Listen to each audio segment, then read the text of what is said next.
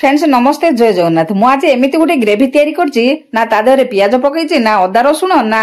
काजू ना चारमगज ना पुस्तक तथापि बढ़िया गोटे ग्रेवी होइछि आ ता देहरे आमे रोषेई करि परिया पोटल पनीर आलू फुलकोबी सब रोषेई करि परिया मु आज पनीर टी रोषेई करबे ता पई नैछि फाळे बंधाकोबी कैप्सिकम गोटे टमाटो दिरा गाजर गोटे ताको भला कटाकटी करी धुआ धुई करके ताको सिझेई देछि कम पानी देइग्री